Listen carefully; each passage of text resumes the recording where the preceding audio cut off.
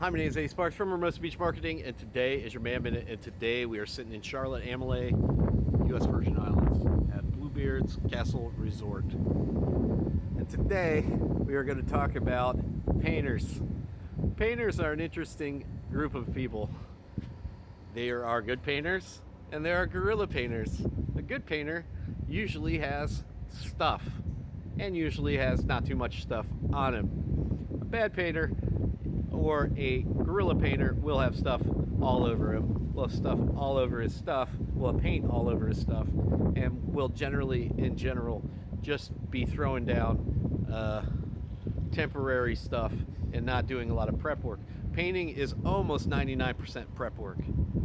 Painting is 99% prep work. It's hard to mess up painting because you can do it over and over again, especially with some sandpaper. Now, there's different types of painters. Right now, I'm talking about house painters, but car painters and automotive painters are usually even cleaner. But a good painter, after he's done painting, will clean every single inch. When I learned how to paint, when I was a little young fry, I told my big boss that I can do anything but paint, so all I did was paint forever. And he said there's no excuse to have paint on anything. That means hoses, that means paint on your compressors, that means paint on any part of your brush, paint on any part of your body. And sometimes I'd be spray painting the roof of a horse trailer. I'd have a Publix bag on me. I'd be painting with both hands with an air gun. There's a science to it. But painting in general, a good painter will never have paint on him, and a good painter will never have paint on anything, even his truck bed, none of it.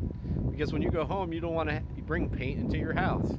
And probably a good painter smells like paint thinner or xylene, depending on what type of paint.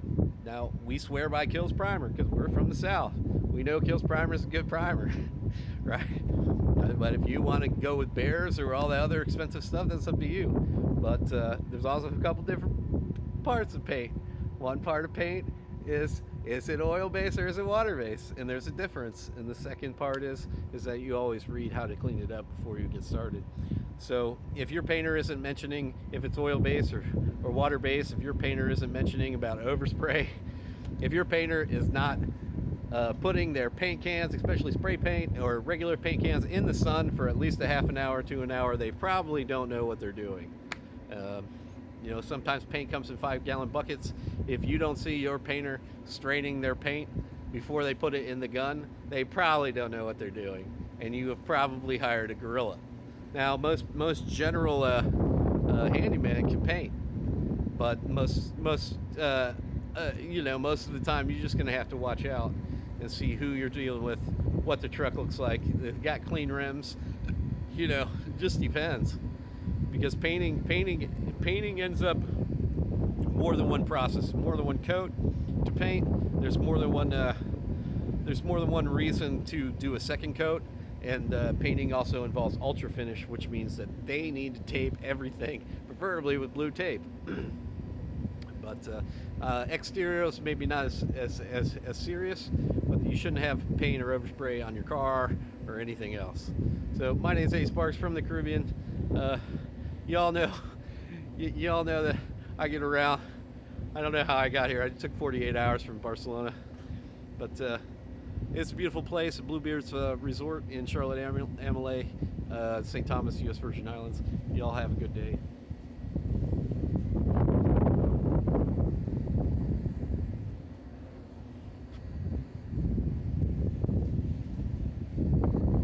That was your poop and paint.